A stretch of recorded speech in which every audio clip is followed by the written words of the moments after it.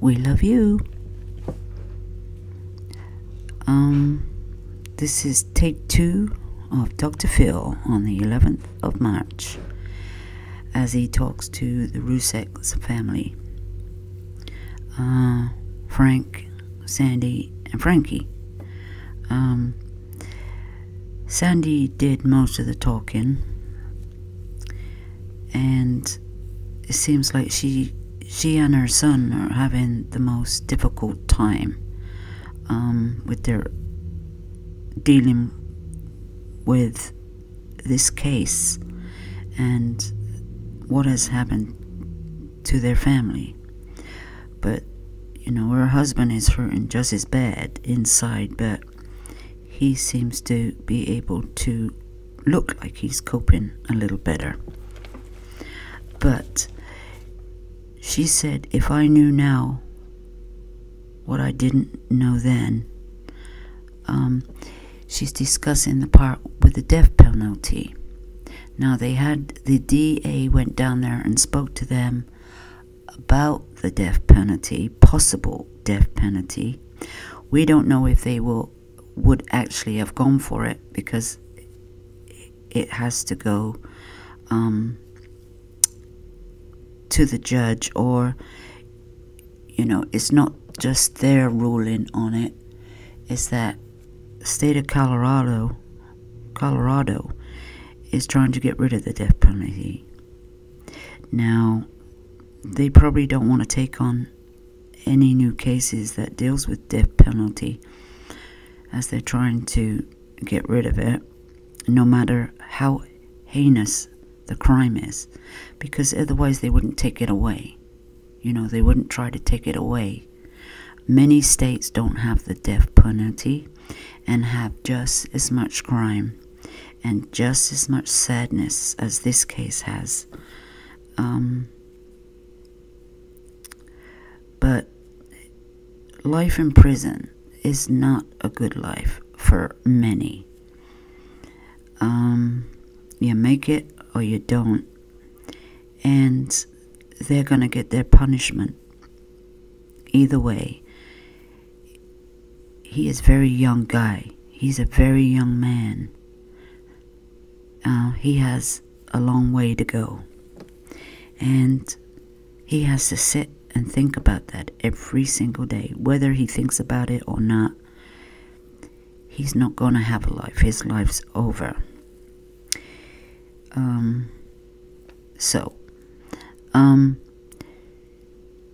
Because of their faith, they don't like, even though they knew what he did,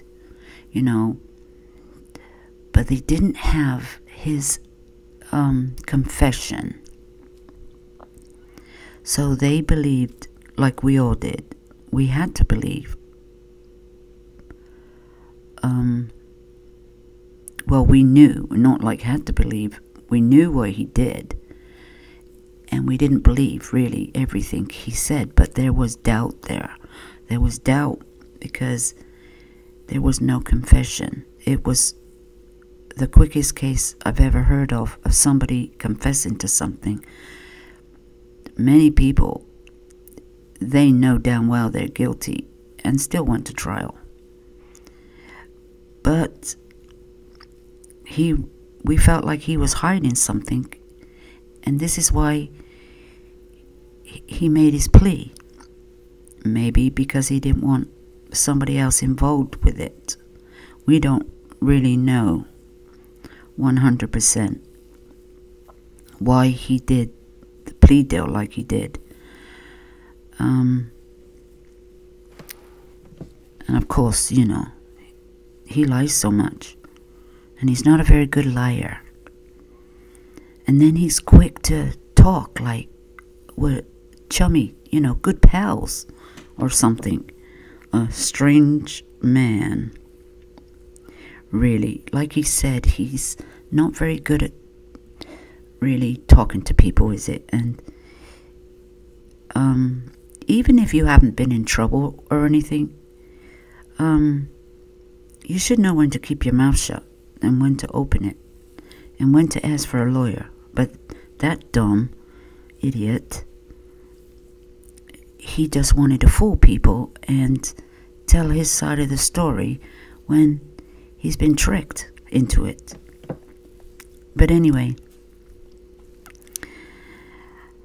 it's over and he lost.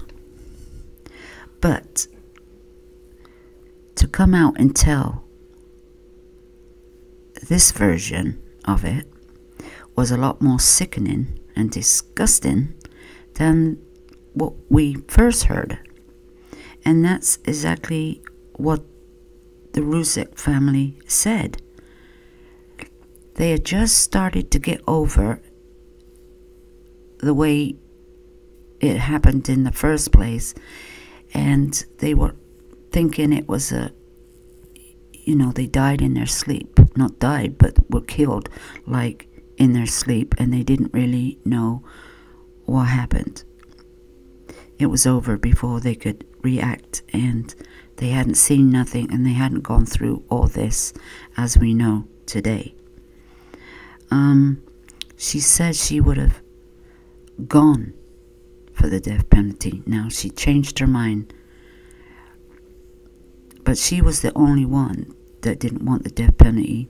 The other two, her son and her husband, wanted it. But anyway, and like Chris Watts said, he pled guilty because he turned it around, you see. This is what he said in his confession at the prison. The reason why he made that plea deal was because he didn't want a long trial, 4 or 5 years or whatever, at the taxpayers' money, dragging the family through court, through the trial, and it wouldn't go to trial for many, many years. It might not have. We're not saying it wouldn't have, but it might not have. And he just didn't want that. And then he didn't want his friends feeling bad about him. And, all these people feeling bad about him. He turned it on to himself, the feelings, And not once was he ever emotional about his kids. He was more emotional about how his friends felt, and dragging his parents through the courts and everything like that. He was worried about what people thought of him. Well, hello, didn't you just confess what you just confessed to? Now, you worried about what people thought about you when the first story came out, and you didn't make a confession. Well, this confession is much worse than we thought. So, he's got a screw loose or something. I think he doesn't want to live for old age. And he also said whatever time he has left. Now, he said that. Now, what does that mean? Or whatever time I have left. The word is going to be out. You think you're safe there? People are con people. They're cons in prison. Yeah, they'll say anything to get you to confess. Of course they will. Because they too want the real story. He's probably, some person in prison probably pushed him into doing this. Well, actually, they couldn't have pushed him into doing this because apparently he didn't know they were coming. But he has obviously been talking. He's been to Bible classes. He's talked to inmates, and he's heard the word on the street. YouTube land and media and Facebook, because his father, whoever's talking to him on the phone, because his father seems to think they talk every day on the phone. Now, I don't think that can be true. But then again, maybe he can have a phone call every day for 15 minutes. I don't even know how it works in that prison up there. Because, every prison is a little different. Each area of the prison system is a little different. So, but this is what Ronnie said, didn't he? He said he speaks to his son every day. That's what his father said. Or his father made that statement to the channel news or something. He could have said he just talks to him every day, but not really meaning every day, because his dad kind of talks in riddles. So you can't believe everything he says. But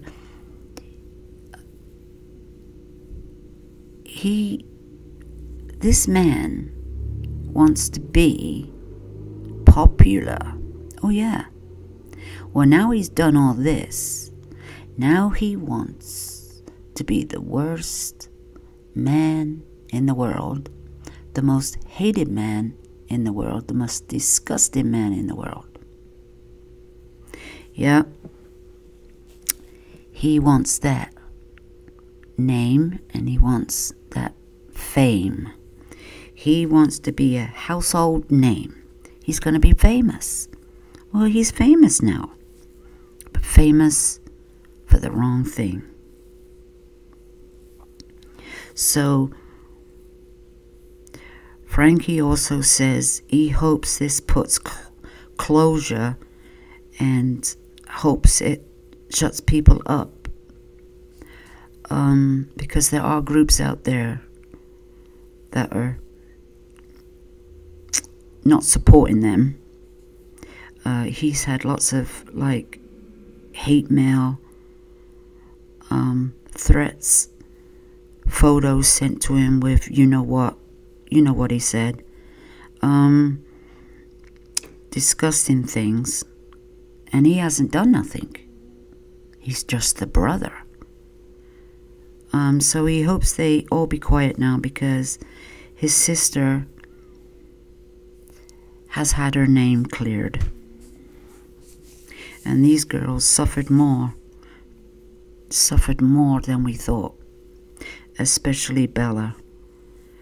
If this story is 100% true from Chris Watts' mouth, then Bella suffered the most. Like I said, she was there from the beginning to the end, and she didn't know what was gonna hit her. It's disgusting, that poor girl. And she wasn't gonna run away, was she? But she knew she wasn't at the hospital or somewhere where her dad just told her he was going to go to get help for her mother. She knew she was in the middle of a field. She's in the middle of the field. Even if she ran, where was she going to run to? She didn't have the mindset to sneak out the truck and quickly go hide in some bushes. And if he calls your name, don't move. She didn't have that much sense to do that. She was too young. So it's just worse than we thought. And then we come back to the time scale of what happened that morning. Now, it seems maybe it did happen between 4 and 4:30. I'm saying, because 5 o'clock there's not much time there to be doing what he was doing. It couldn't have happened at 5 o'clock. He didn't have enough time to do all what he did. Because he said 15, 20 minutes, and then he had to do that, and then he had to do that, and then, you know, he had to wrap her up, get her down the stairs, and, you know, and then go out and back his truck up at the time he did.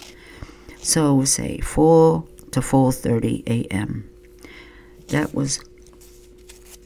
seems to be the time it all happened, because he did say that in the first place. So he's kept to the same time. So he wakes her up. He wakes her up because this is the part that don't make sense neither, because he wakes her up because remember he said he was thinking and doing all these thinking he'd never see his kids again. She just given, oh my God. And then I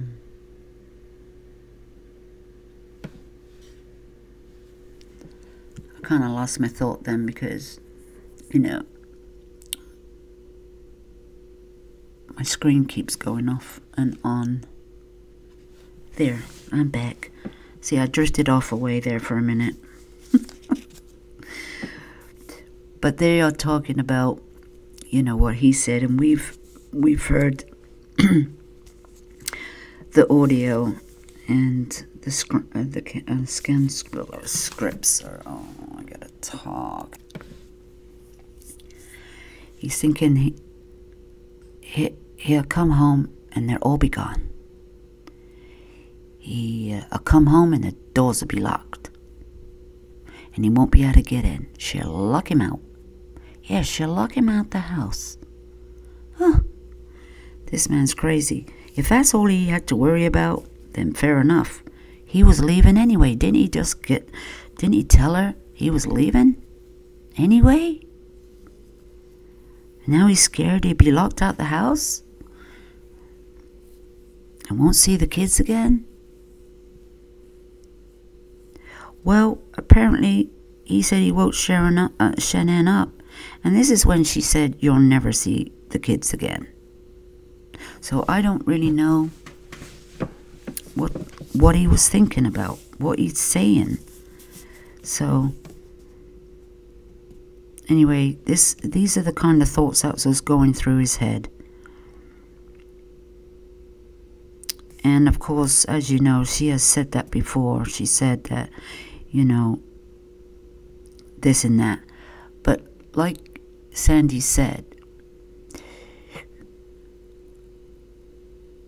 I know she said in her texts to her friends that she can't live in Colorado because she can't afford it. Taking care of 3 kids on her own. She has said that in Texas. So this conversation must have come up before, you know, about the kids and her leaving and all that and the other. It's in her head already. Shanann's head. Because she was talking about things like this. So, but then again, she was talking about saving her marriage. So, you know, she's doing the same thing. Talking about moving out of Colorado because she can't afford it. So, you know, she's talking about it. There's the proof there. But also Chris is talking about the same thing. Moving out. Ugh. But anyway, so this part about Shanann saying you'll never see the kids that morning may have happened, may not have happened. But when did she say this though? He woke her up to argue with her. He woke her up to argue with her. He didn't wake her up to say, "Hey, I'm going to work. We'll talk later." He didn't wake her up to say that. But anyway, as he did this, at some point, like I said, Bella walks into the room and says, "What are you doing with Mummy?" And he says, "She's not feeling very well. I have to take her to the doctors or the hospital." And he's wrapping her up. Apparently she's face down at this time, because the detective said,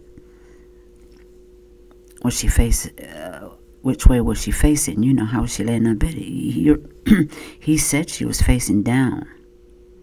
Now, how could she be facing down when he said he strangled her with her face up? So, unless he rolled her over or something, he was actually rolling her over, but he said he was trying to get the sheet off the bed. So, anyway, so they talk a little bit about that part of it. Bella coming in, and I don't think they believe that part of it. I don't believe they believe that part.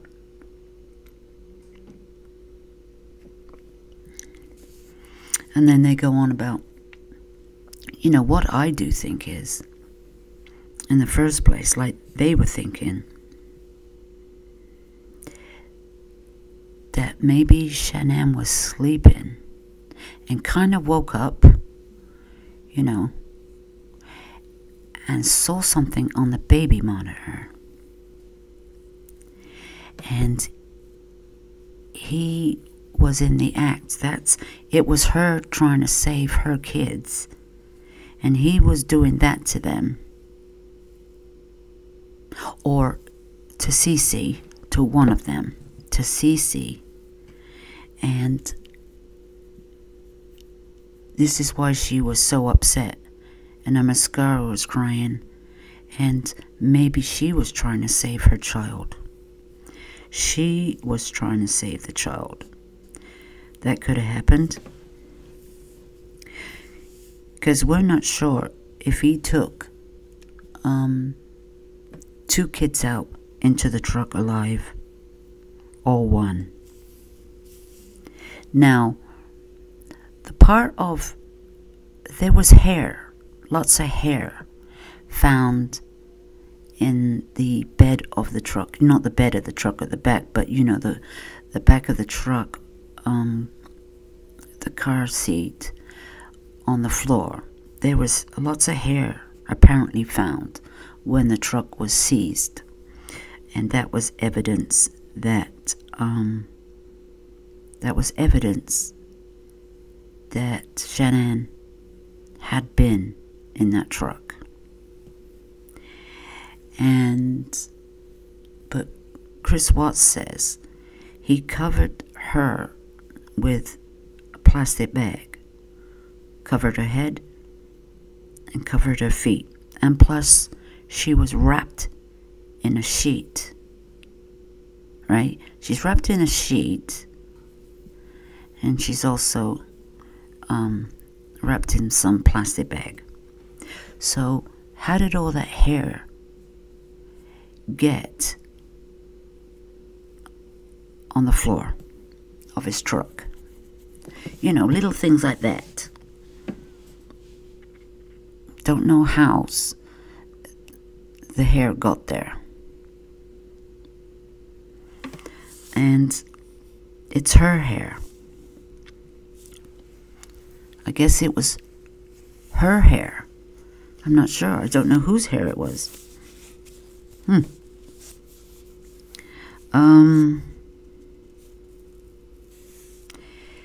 I mean,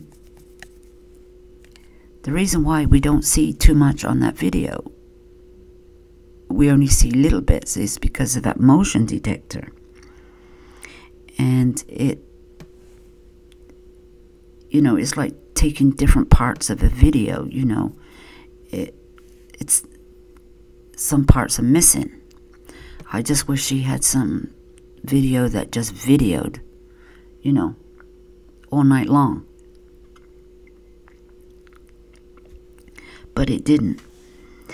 So, but the video was very good, because it saved the day, didn't it? It saved the day. But there were shadows of him opening the door and, going back and coming in. So when the shadow came, when he was going, the shadow went out, and when he was going back into the house, the shadow went underneath the vehicle a little bit.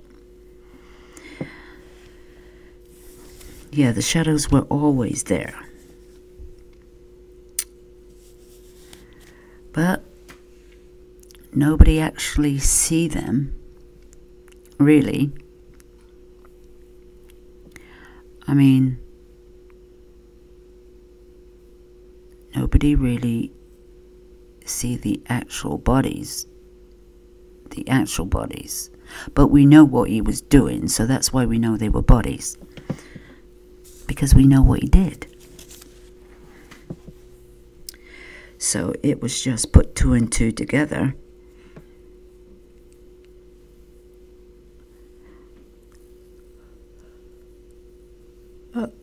Sorry, I was yawning. But as we know, where he took them for 45 minutes. So that's more or less what they were talking about. And it's, just a little bit more information on, because we've heard the Chris Watts story and his confession. And that's what they're talking about, is his confession. And then yep, we've all heard the confession. So they're just giving their heartfelt, they're spewing out their guts and their feelings, how they are so more disgusted with him than ever before. They are so saddened. Their reaction is more for Bella. I mean, they're sad for everybody, but they're sad that Bella had to suffer like this and watch it all. Watch her sister be put in that tank and ask her daddy, are you gonna do the same to me? I wonder if Chris was like, how did he have the nerve to even say that? He says it because he's been going to these Bible classes and reading the Bible, that it says confess your sins, confess them, and it will, well, I don't know what it's going to do to you. Heal you. He wants to help himself. This is all about him. He wants to make himself feel better. He wants to make himself feel justified. And it wasn't really him. He doesn't know who it was, but it wasn't him. Kind of thing. He's not crazy.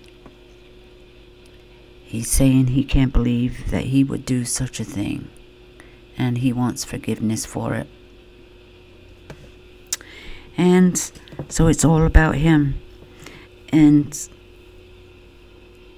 this is the best way he can come up with this a lie. We don't know if it's a lie, if it's another lie, if it's a half-truth. Is it half the truth, but not the whole truth? To make up something like this, so horrible, what's he trying to, like I said, is he trying to make more people hate him? He just wants to be the most hated man in the world. Well, he was the most hated man in the world when he put him in the tanks. So we know this movie is gonna be made. He wants an ending to this movie. He wants a good ending. He wants the book finished. He wants it done. So he's given the writers the ending. A better ending. Take 2. Ugh. But anyway, and then, you know, the truck. If you see the truck in the back of the truck, it doesn't look that big, does it? Is it big enough to put a body, slide them between the 2 front seats, you know, at the back, and sit on the floor? Because to me, it didn't look like you don't have much leg room. Unless he moved the seats forward a little bit and the passenger side forward a little bit. I don't think he moved them. So he had to have forced her on that floor. He had to squeezed her down there. Because to me it didn't look like there was a lot of room for that size of a person to squeeze on that floor. Just my opinion. Maybe it's wider than I think, or than it looks. But you know, in the back of those trucks, you don't have much leg room.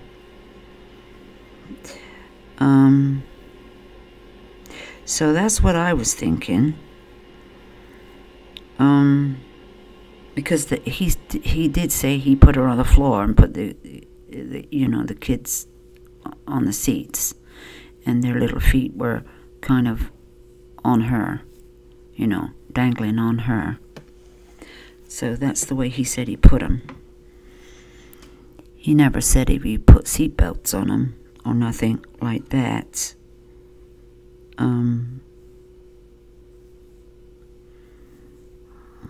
They just had their blanket and laid down and went back to sleep, I guess, you know. And then Sandy talks about the spirit of her daughter. The spirit. She said that several times, that her daughter came to her. And she also said that Chris once said, or has said, that he didn't believe that that baby was his. And she says, we didn't know it was a boy at the time. We did not know it was a boy. We only found out after the fact that it was a boy. So they didn't know, because they were going to have that gender reveal. And the reason why Shannon canceled it, because she didn't think it was appropriate, and she knew that he wasn't interested. So she wasn't feeling it, and that's why she canceled it. So she was already, but she canceled it. But they also were going to go to Aspen together and fix their marriage. So Chris said, this is what he said. I mean, and he's the one that said, that was part of the argument that morning.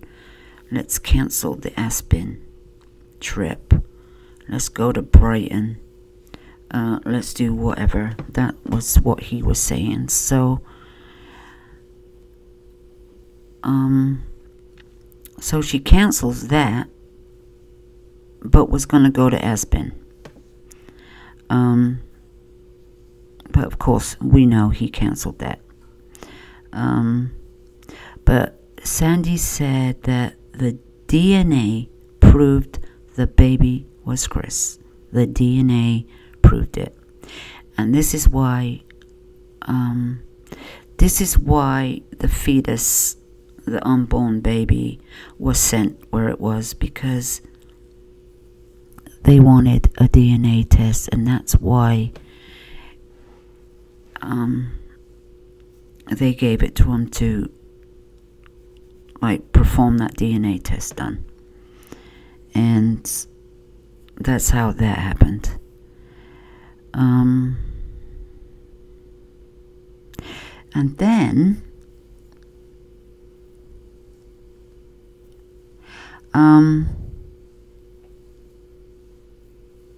She also says that she hopes, or she's thinking that her grandkids were crying for them. She really believes that her grandkids were crying for Nana and Papa. She really believes that in her heart. Her mother couldn't save her, and she really do believe they were crying for her and not their dad. She was probably crying for her little sister, and it's just terrible, isn't it? But Sandy also says about Shannon coming to her and saying, "I love you, Mommy. I am so sorry." This is what she said. And Shannon says, "It's okay now. It's okay." And then Bella says, "Guess what, Nana? I can go to Disney World now. I can go to Disney World."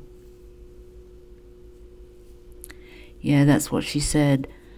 They came to them, and Shannon got them all together. Like, we've come to say goodbye, and it's okay now. And they're all going to Disney World. And they're okay now. They're all together. They're all together.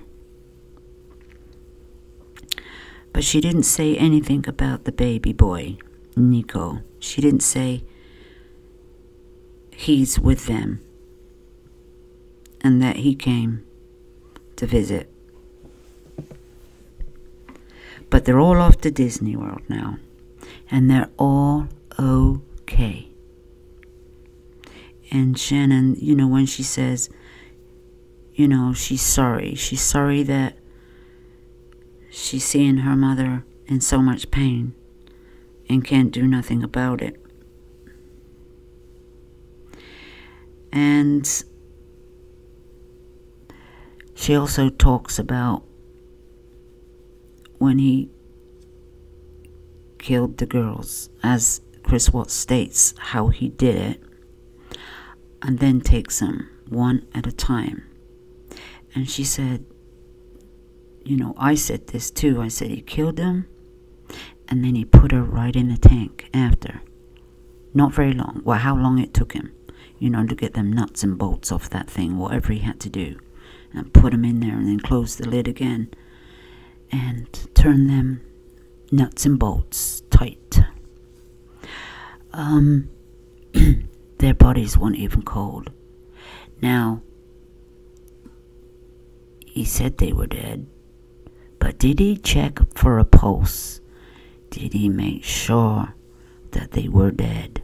Did he make sure that their heart was not beating any longer? He never said he checked their heart to make sure they were dead. He never said he checked a pulse to make sure there's no pulse, that they are definitely dead. He never said that. He never said that to either one of them. He said he just came down, did Shanann, did CC, came back for Bella, did the same thing, and right away went up there and did the same thing. And were they really dead? Were they, maybe they were just, like, knocked out kind of thing.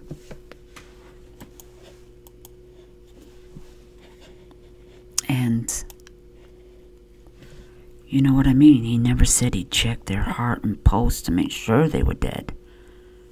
Like pronouncing somebody dead. For Christ's sake, there's a possibility. There is a possibility that could have happened. We'll never know. He said, in one of his interviews, when he was asked, you didn't put them in there alive, did you? You know, that was one of their questions to him. So the investigators maybe possibly thought that he took them there alive. They already stated that one time. You didn't put those kids in there alive, did you? And he said, hell no. No, no. Hell no. You know, that's kind of how he said it. He could never do that. He could never do that. We thought you just said you could never kill anybody neither, but you did. So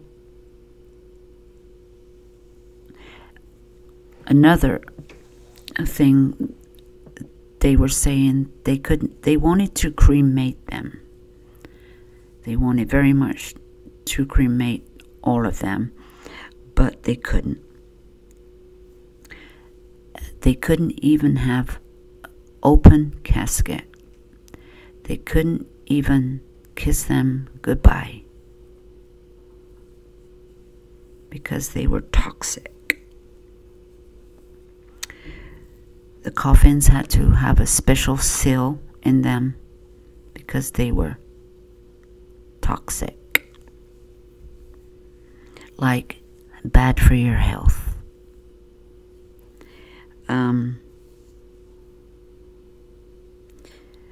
So that's why they couldn't have them cremated. So they couldn't even have their wishes. They had to have them buried. And it's because they were submerged in the oil for those many days. This is what he did to them. He did to his kids worse than he did to his wife. I mean, put your kids in oil. Like I said, why couldn't you just put them next to her in a grave as well? But no, you have to put them in oil. And they also asked him, you know, were you going back there? And Chris Watts said he didn't really have any intentions of going back to that Survey 319. Oh, no, we know that was a lie. Because he hadn't finished the job yet, had he? He couldn't just leave her there, could he?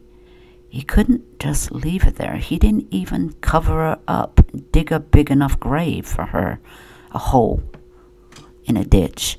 He didn't even dig that deep enough. So, you were just going to leave her there? And he was going to leave her there.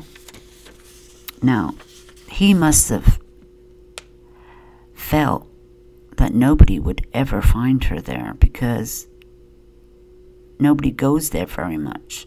So nobody really goes out into the weeds, into the dirt. So they would never find her. But the funny thing is, they have to go to the bathroom sometimes when they're places, and they do go out there to hide and go to the toilet. So that wouldn't be true, would it? Because Chris Watts did the same thing, didn't he? He went out into the field and went to the bathroom. Yes. So it is possible that her body would have been found by a worker. But it didn't happen like that. So that was what they were talking about. Just giving their side of their feelings towards him and listening to what he had to say and hating him even more than they did. But Dr. Phil said that he will offer them some therapy, counseling, and he will give them the best. They will have the best, and they really, truly need help to heal. Second time around. This has opened more wounds than it has healed wounds. And maybe now they hope that his life will come to an end sooner than later, by something real bad happening to him.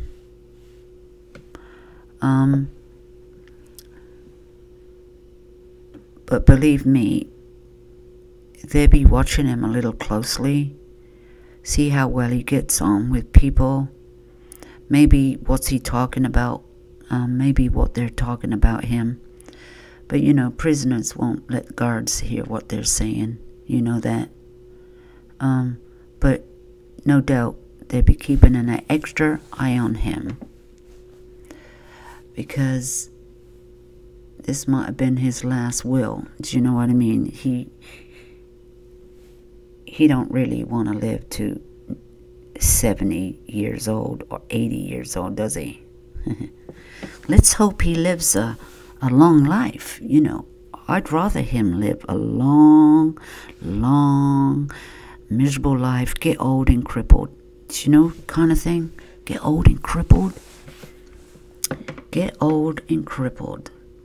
And this way he will suffer longer because he lives longer. But I don't think he's going to think that way. I don't think he's going to let himself suffer. He's not going to let himself suffer. He's found the Lord. He's found God. And he's going to be forgiven. No, this is his thinking, not me. He thinks he's going to be forgiven. So he's starting to feel much better now. He's feeling much better because he's just let it all out, like he was told to do. Let it all out. And he's let it all out. And now he's free, see? And now he's free. Now, they did say that they may see him in a month or next year. Is that okay if we come back and have another chat? You know, have another chat. He said, oh yes, that'd be okay. Oh my God, come back and have another chat. No. Why are they going to come back and have another chat to him? Because now, this time, he's ready, isn't he? This time, he's really ready. He knows they're going to come back and they're going to have another chat. Now, what's the point of coming back to have another confession from him? What can he possibly say to them that he hasn't already said? There's no more to say. I know there is a little bit to say, but he can't quite remember some of it. Now, maybe when he's, been to those Bible classes a little bit more, it might come to him. Get out the fog. The fog might be lifted, and he might be able to tell a few more stories, a few more lies, half-truths.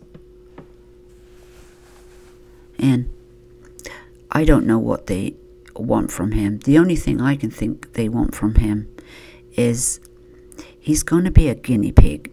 He's a study case. He really is. I think they probably mentioned that.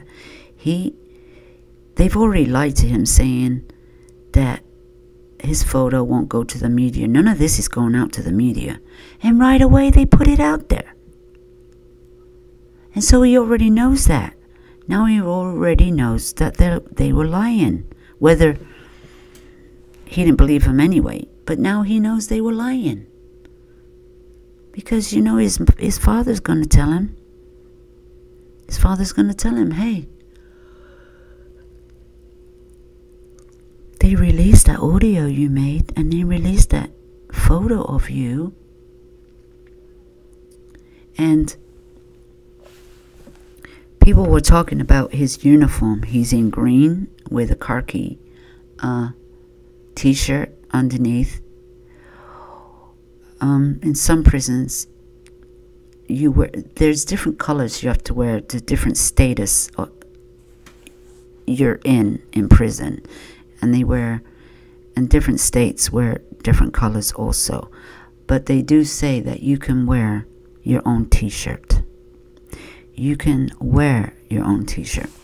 So that's probably why he has a khaki one on. I know to some people it looks like you're in the medical field or something. But, you know, but we know he's not. We know he's in prison. But I guess that's the color where he is. That's the color green. And orange is for, you know, high profile, you know, high security prisoners, because they do say that they have to recognize certain prisoners right off the bat. The guards have to know. They have to recognize them. And orange is a good color. It stands out very well. So, well, he's graduated to green. So that must be the color there. Well, I don't know. It's better than black and white stripes, isn't it? Or something. Or pink. But anyway. So, that's more or less the end of that Dr. Phil. And let's hope they can, Dr. Phil will give them all the help they can get, and hope they get well soon. Well, get over this shock. Get over that shock. I'm sure they're having nightmares about it, and perhaps that was the point that Chris was getting over, to give them a nightmare. What's the worst scenario? That is the worst scenario, isn't it? So, guys, that's the end of that. So,